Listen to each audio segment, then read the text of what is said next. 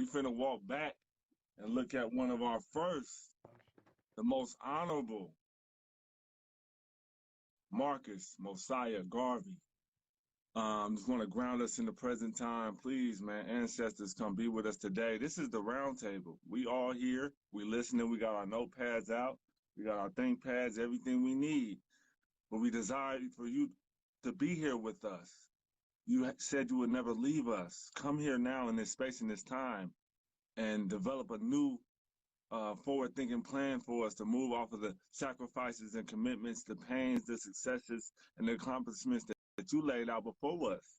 So we come here with one mind, one heart, and solid goal, with one aim, one mission, one goal, to unify Africans at home and abroad. Let's go. In the name of the Most High and all those before us and around us, we say Ashe, Hotep, Uncle Johnson, and Neb. Let's kick it off. So yeah, fam, we're starting today, man. Oh man, like we talked about, to touch on a big hero of ours for our people, page 66 in Collective Courage Journey Book Club. This is week 4. We're in chapter 3, and we're getting to right now the Marcus Garvey and the Universal Negro Improvement Association portion of this chapter. And let's just dive into it, family. It's so packed. And we're going to be stopping at points to kind of give some background story. But the book says that the Marcus Garvey's Universal Negro Improvement Association produced an alternative cooperative model for Black community development that has also been utilized by other groups, including the Nation of Islam and many Black religious denominations. Yeah, this was the early 1900s, family, and what Marcus Garvey was able to do with the Universal Negro Improvement Association was to prove that we can pull together on a large scale to do things multinationally, to not do things to benefit ourselves in one state, but globally. And he was able to galvanize and pull together resources amongst ourselves, that record-breaking numbers that we haven't seen duplicated today. You feel what I'm saying, bro? Man, like the crazy thing though is that it's talking about how it had many characteristics of Mondragon, which we've talked about repeatedly. Mondragon is the biggest cooperative federation in the world right now, who has $1 billion of revenue, millions of assets. They got over 80,000 cooperative owners throughout the world. Like, and saying that they had characteristics with that, no wonder it was a little bit dangerous. Oh man, no question. Imagine if he didn't get sabotaged. I think they only had a less than a decade of operation, and they did so much, man. Mondragon, how long Mondragon been around, baby? Oh, since like 1960 something. Just imagine. So, yeah. So we're getting into it, family. Just thinking the successes that they had, that etched on through time, through centuries right now, because we're in another one, and still haven't been duplicated. They only had a certain amount of period of time to do what they did, but they were targeted by the state government, state government, and the federal government. FBI was kind of centered around stopping this type of growth and development, family. And we're going to talk a little bit about that as well. So we're going to the next page. We see a little speech, or Garvey was kind of talking about the grand design, in Pan-African economic cooperation. And he says here that Garvey's attempts to establish economic self-reliance went beyond cooperative business enterprises, for UNIA branches acted as mutual aid-friendly societies for the payment of death and minor benefits to members. So with building businesses, they also offered, the death and minor benefits to their UNIA members that, put in funds and contributed to the growth of the business. So they hear from all circles. We took care of our own. Marcus Garvey was big on that. And this was actually a quote by somebody I was talking about Garvey. Let's go down. It's a continue of the tradition that we've been seeing throughout this book as well. that like we oftentimes start with mutual aid and Mm, expand out into the businesses that we need. But like if we can't rely on like having a little bit of help when we're sick, or rely on like our community helping us out if someone in our family dies, then it makes sense that we made sure those bases were covered for each other as we were organizing, so that if no something question. happened, like like it was apparent that we got you. You know what I mean? Right. And so, like Marcus Agree. Garvey is just showing like continuously throughout this book that mutual aid can lead to large businesses, can lead to insurance companies, like all of that stuff. Our ancestors have done. Mm, I say no question. Really, really, really great. To maintain the charitable fund, still up here at the quotation at the speak that Martin was talking about, for the purpose of assisting distressed members or needy individuals of the race. A fund for loans of honor to active members, and an employment bureau to assist members seeking work. So also an unemployment um, plan that we had going on around that time. Martin also lists ways in which the UNIA businesses operated cooperatively. He observed that one manager engaged in cooperative buying for all stores and restaurants of the Negro Factories Corporation, which was Okay. another business under the UNIA. Okay, so Had collective buying, that makes sense. Saving up because we can get wholesale and better prices if we're buying in bulk. Okay, that right, makes right, and that's like a buying club of today, right? What we yeah. would call a buying club. Or a marketing cooperative, depending on how they handle it. I say. And the UNIA ran a cooperative bakery as well, Mhm. in Kingston, Jamaica. So they had stuff here all over the globe, family. No, that was The in African Panama, fam. That was in Cologne, Panama. They had a bakery. Oh, Cologne, Panama was the bakery. Oh, it says right here, and oh no, in Jamaica, the African Community League's People's Cooperative Bank Yo, also sold shares. So we yo, had our own bank I in didn't even Jamaica, know they had a bank, bruh. Like bruh. they really just were like they had everything. It seems like. So what In a happened? short, less than a decade, we're gonna get it to that. We're gonna really get to that. For Garvey, economic self-reliance was primary, according to Martin, and pretty much everybody that looks at Garvey, every time he spoke, he talked about self-reliance. Do for thyself, black man, as other nations and races, other men have done for their race. Successful political action also backed that up. So Garvey would also be using the success of what they were building for us to kind of highlight what we were doing during political points and times around the globe. He knew where to go park the Black Star Line. He knew when to have a march of nothing but Garveyites showing up in our glorious attire, just looking so militant and beautiful, not breaking one thing, but building brick by brick.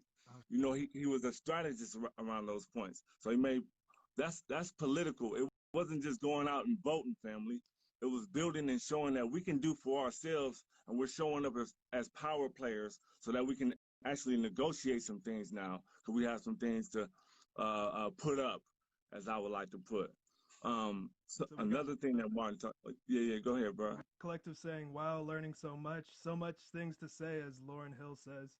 Yo, like Oh man, man, it's it's Queen. real. And yo, please continue to put in your questions and comments. I was amazed to hear that they had their own bank. I didn't I read this book and forgot, and I'm glad we're reading it, bro. Cause like, yo, like, Early 1900s, bro. man, Civil rights ain't even kicked off yet, really, bro. bruh, The Black Print, bro. man, Garvey, African Fab. I don't know if they took one white dollar. Nothing against, some of our European family that want to, what I'm saying, get with us and stand next to us. But we don't need all that. We got everything we need, bro.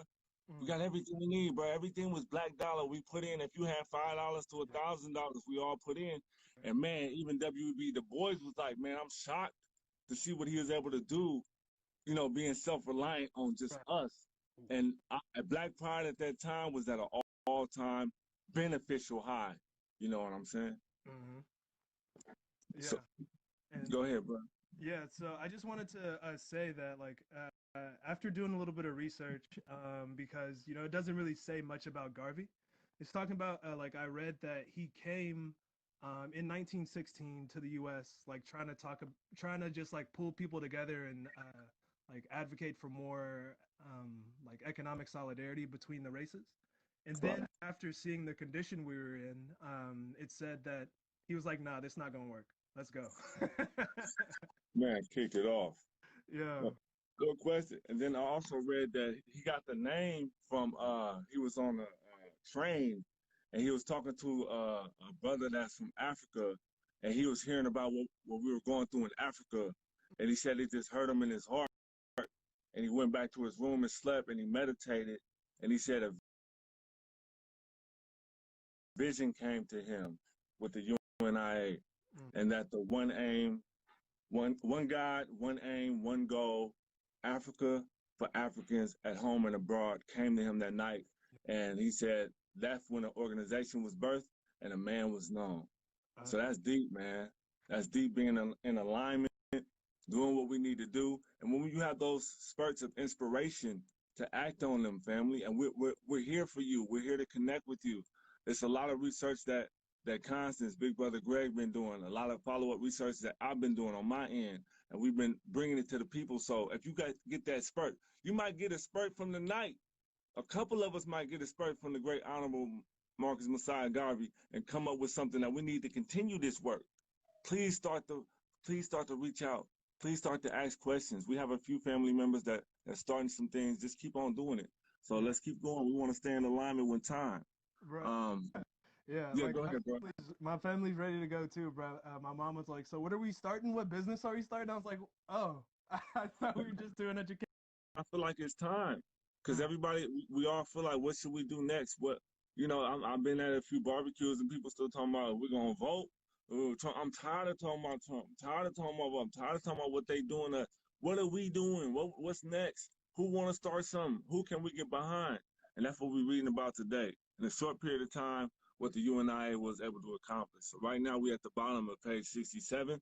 And it says the Universal Negro Improvement Association was originally organized in Jamaica in 1914 as a mutual benefit society, like Brother Greg was just talking about, a universal confraternity among the race, which was basically, in their terms, a fraternity is a group of men-based groups. But the way I felt like Marcus Garvey positioned it, he knew that we needed to develop more male leadership, which is more dire than today than I feel ever before. Like we need male leadership. So he put males in certain positions of leadership, but you can't do nothing without the black woman, and we know that. And they had the UNIA Nurses Association that went by another name that we're gonna talk about too. But I just wanted to break that down for family. This wasn't just an all men's group. The Queens was there.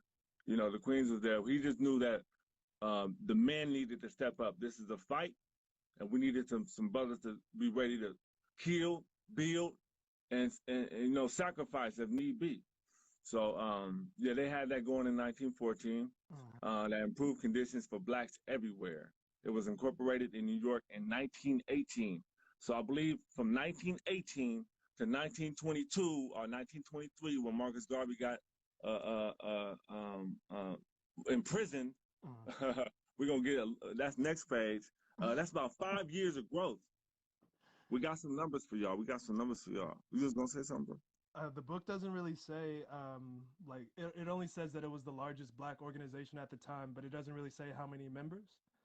So I had like looked it up, and it seems like there's some questions about how many people, but folks were sure that millions of people were involved. But it seems like as many as 6 million black folks were involved in this organization at the time.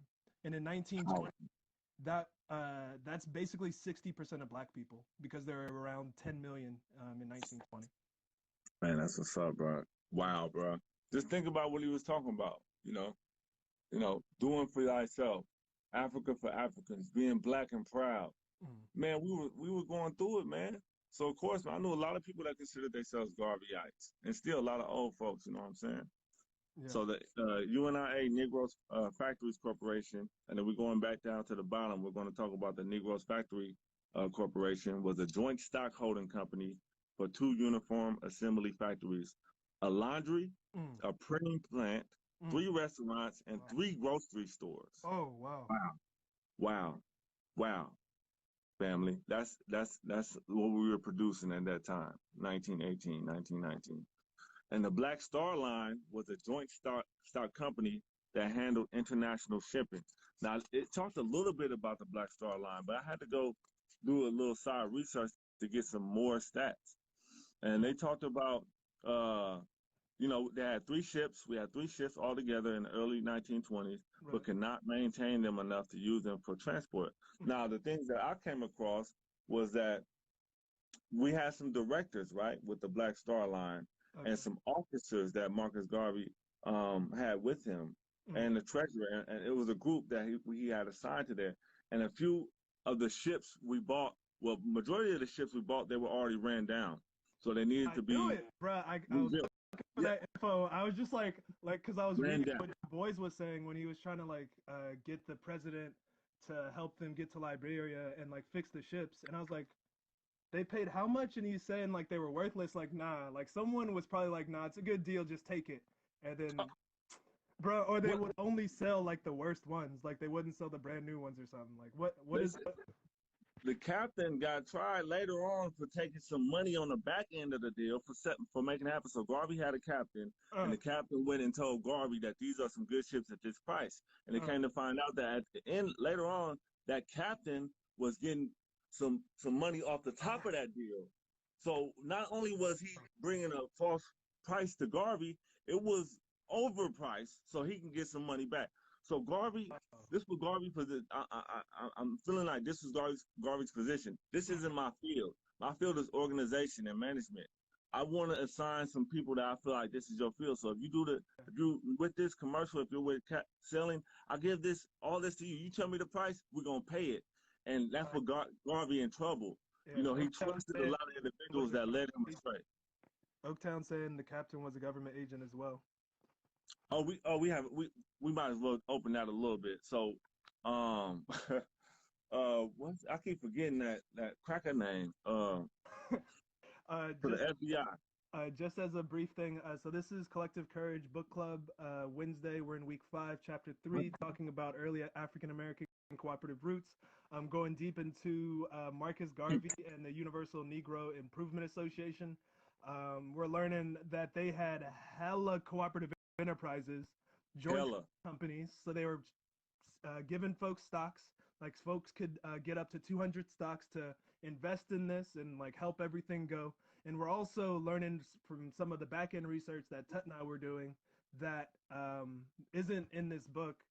That in Oaktown, like we all know this stuff, that there was sabotage on purpose so that our efforts would end in failure, which is, I mean, we just got to be aware of that stuff. And it's important to know that we can reach these heights. And it's also important to know that we have to be very vigilant of, People to work on. Yeah, constant. We got to be constant vigilant. Yeah. And J. Edgar Hoover, that y'all know. That's we got a bone to pick with that brother, or whatever he want to call himself. But we all one under the sun. We know that. But getting back to the stats, so having a maximum capitalization of $500,000 back in 1919, when the Black Star Line stocks were sold at a UNIA convention at $5 each, so they were able to develop $500,000 maximum capital. Maximum capitalization. By where is it? What is the time? About a year later, the president and Marcus Garvey and the board, they about 6 months after, so it got officially launched in June 1919. About 6 months later, after incorporation, the board of directors voted to increase the Black Star Line's market capitalization to $10 million. Oh, wow. Okay, so they voted to increase it. $10 million in that time, family, will be $147 million in today's time. Did they get all $10 million? Yes. Well, that that's what they voted to increase it Mm. to the market capitalization. Wow. So they were able to flex that amount of money to pull off this to set it up. They had that long amount of credit, you know, so they were able to develop that in that short amount of time. That's Wow. deep. That's deep. And the reason that, it was tied up, it was tied, this Black Star Line was tied up with a lot of things that Garvey had going on, but predominantly it was came to fault by mismanagement, by the people that Garvey put in place Mm. to let him know where the good deals was and how to run the ship. So that's all things that we learned from, but we through the book it talked about Mm. he mismanagement and he wasn't really good at business, but I beg to have a different point of view. I mean, Very, very successful at business, I feel like. bro, and it's common for people to like delegate some of the stuff to people who have that expertise. But if, Right. if the government has a vested interest in ensuring that you fail and they pay someone to make sure that you fail, then like, man, I don't know how we get around that except for making sure we trust one another and the folks that we're working with. And it's good to understand that in the midst. So we're looking back, family. We're looking back through the years and seeing the COINTELPROs and the pick one against the other and the separation. We don't need to be playing their game that way no more. Division is the best way to keep people disempowered. So we don't need to be falling for that same okie doke. Even Du Bois at the bottom of page 68. Kingdom. Marcus Garvey, Black Power. Hold on. Even at the bottom of page 68, W.B. Du Bois summarized the aftermath of the Black Star Line fiasco.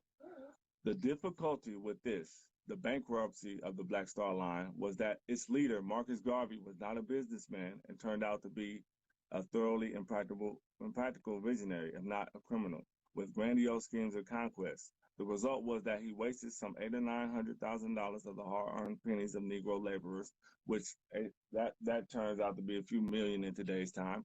However, two things are clear: nearly $1 million of Black Star Line stock of the Garvey movement is now distributed among colored people and is obviously without value to whose claim.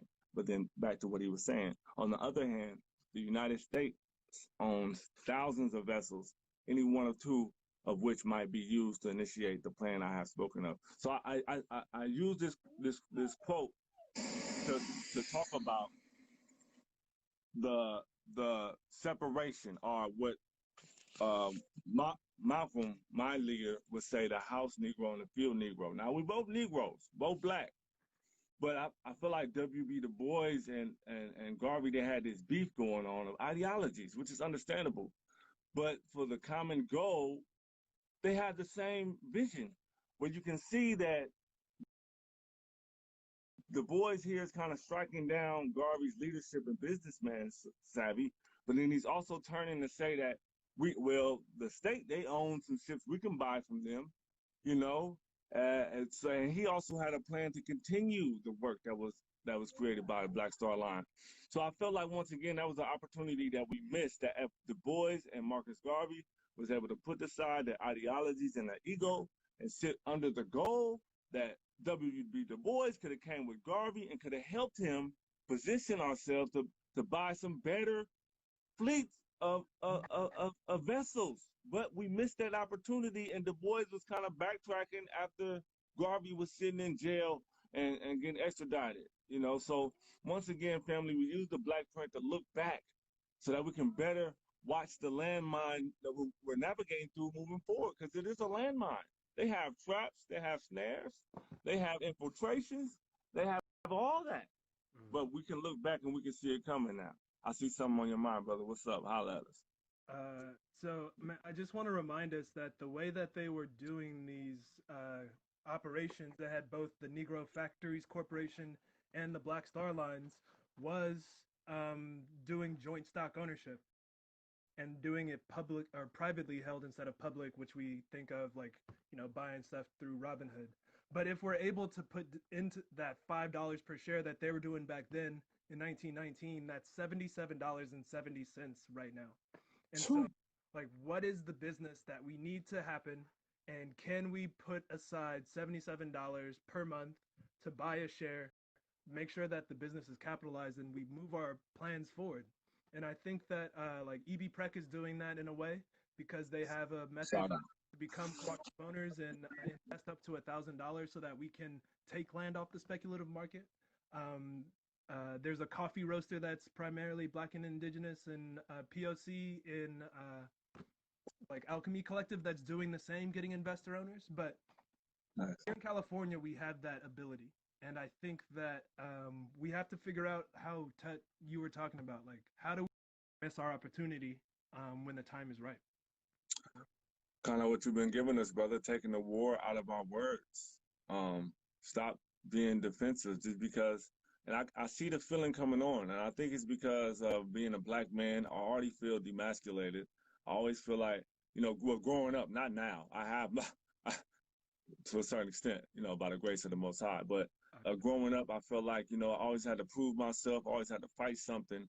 So, and when you see another black man, you see them as, okay, we have only so many seats in this society, in this white society, that will allow us to be men under their guidelines, be successful. So we have to fight each other to get those seats. And what we're trying to say and what we're doing with this co-op book club that, pardon my language for kids and all that, fuck they seats. Most High, you know what? I'm right in my heart.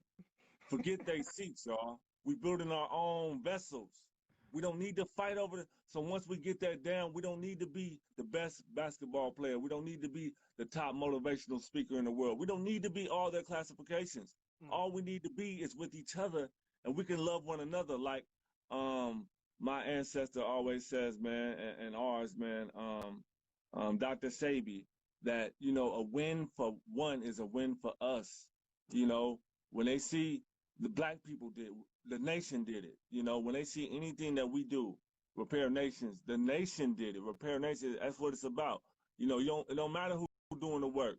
We're doing it for us. So once we get that in cemented, which I feel we coming to that, we're not going to have these problems no more, brother. Family, we're not going to have this problem no more. We all got our own seat. We riding on to the glorious sunrise. Bro, thank you. For sure, thank you. I agree. So if we, I'm seeing a lot of agreement in the chats. I appreciate you all for coming through. Thanks for tapping in, Roots in Oaktown, and everyone else who's in it. Mia Akosua. We're going to continue learning about the UNIA tomorrow and reading a few more pages. We got the reading list up in our feed if you want to continue along with us. We were just reading chapter 3, UNIA, Marcus Garvey.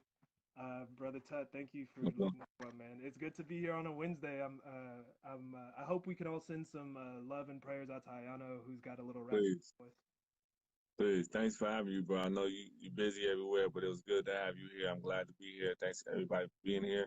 And one more little snippet, bro, I wanted to that we came across. I know you know about it, but so the UNIA also had a newspaper, a weekly newspaper, the Negro World.